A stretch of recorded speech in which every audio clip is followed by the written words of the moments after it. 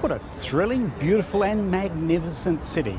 I'm here in Budapest, the capital city of the nation of Hungary, built on the banks of the great European river, the Danube. The Danube is Europe's second largest river, starting in Black Forest, Germany, and flowing eastward through the borders of 10 nations till it ultimately empties out in the Black Sea between Romania and the Ukraine. But as I walk the streets of this capital city, Budapest, there's something that sets it apart from the other cities and capital cities of Central Europe. I'm standing in the middle of Hero Square here in downtown Budapest. Behind me is the statues or monuments of 14 kings that would rule over the Hungarian kingdom.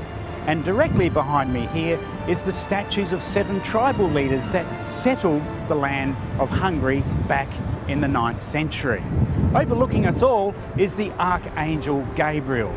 But there's one king who is of particular significance to me today. The year was 1310. This was a monumental year for the Kingdom of Hungary.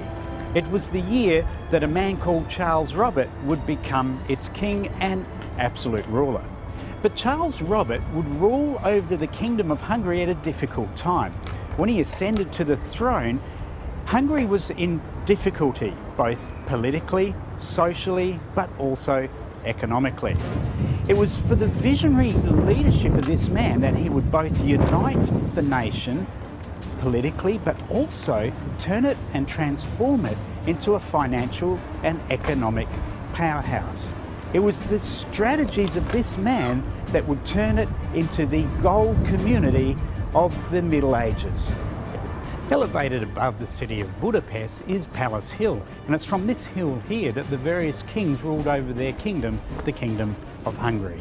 In the late 1200s and the early 1300s, the vast gold deposits of the kingdom were discovered in the east of the nation, in modern-day Transylvania and Romania. Now, this is where Charles Robert's leadership and visionary thinking came to the fore.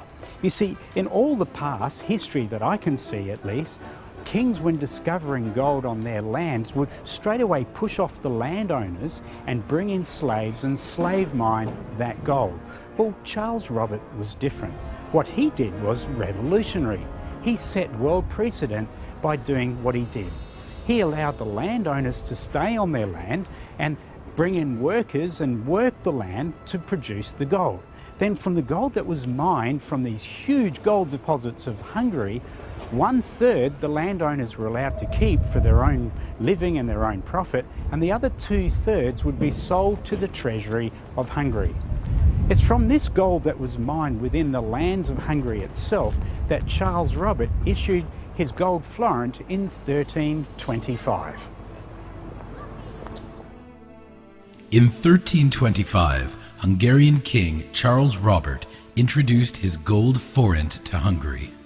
This 23.75 carat gold coin of 97.9% purity would become the primary currency of Central Europe for the next 200 years.